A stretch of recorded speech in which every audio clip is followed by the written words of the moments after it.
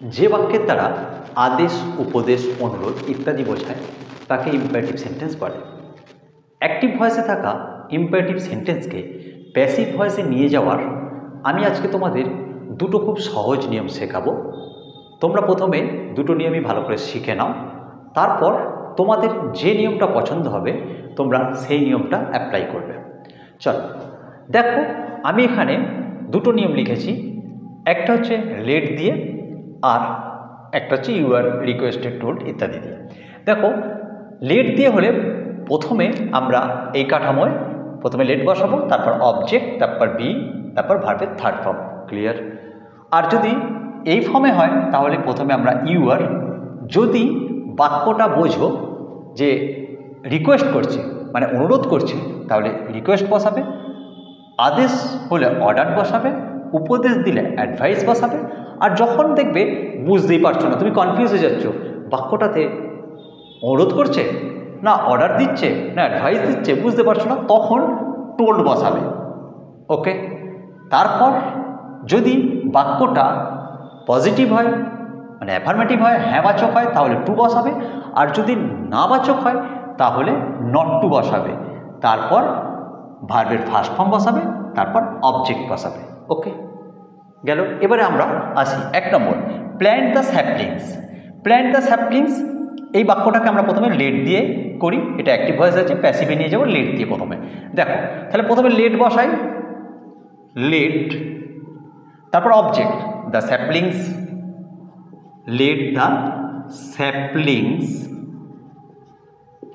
তারপর be, just be বসিয়ে দিই, তাহলে লেট দ্য স্যাপলিংস বি, তারপর ভার্বের থার্ড ফর্ম, ভার্ব এখানে প্ল্যান্ট, তার থার্ড ফর্ম প্ল্যান্টেড, প্ল্যান্টেড, প্ল্যান্টের সঙ্গে ইডিযোগ, তাহলে সেন্টেন্সটা কী হলো, let the saplings be planted.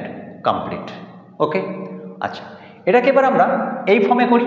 দেখো, প্ল্যান্ট দ্য স্যাপলিংস, আমরা এই যখন বলছে প্ল্যান্ট দ্য স্যাপলিংস, আমরা বুঝতে পারছি না এটা রিকোয়েস্ট না এটা অর্ডার না এটা অ্যাডভাইস। যদি বুঝতে না পারি তাহলে আমি কি বলেছি, টোল্ড বসাতে, তাহলে তোমরা টোল্ড বসিয়ে দাও। তাহলে আমরা করি এখানে ইউ আর, এতটা হয়ে গেছে, তারপর এদের মধ্যে এইটা, তাহলে ইউ আর টোল্ড। আচ্ছা বাক্যটা দেখো হ্যাঁবাচক, কোনো নায়ের ব্যাপার নেই, তাহলে আমরা টু বসাবো, তাহলে ইউ আর টোল্ড টু, তারপর ভার্বের ফার্স্ট ফর্ম, ভার্বকে প্ল্যান্ট, প্ল্যান্টের first form plant, to plant, তারপর অবজেক্ট, অবজেক্ট হচ্ছে দ্য স্যাপলিংস, তাহলে দ্য স্যাপলিংস, তাহলে সেন্টেন্সটা হলো you are told to plant the saplings. তাহলে তোমরা এটাও করতে পারো বা এটা করতে পারো, যেটা ইচ্ছা, দুটোই কারেক্ট। ওকে, আচ্ছা এবারে দ্বিতীয়, ক্লিন দ্য ক্লাসরুম। এখানে আমরা এটাকে ওই দুভাবে করি, প্রথমে লেট দিয়ে করি। দেখো লেট, আবার এগেন একই, লেট বসাবো, তারপর অবজেক্ট মানে the classroom, late the classroom, তারপর অবজেক্টের পর বি, জাস্ট বিই, বি বসিয়ে দিলাম, তারপর ভার্বের থার্ড ফর্ম, ভার্ব হচ্ছে ক্লিন, তার থার্ড ফর্ম হচ্ছে ক্লিনড, তাহলে let the classroom be cleaned. Complete. Okay, এরপর আমরা ওই ফর্মে করি।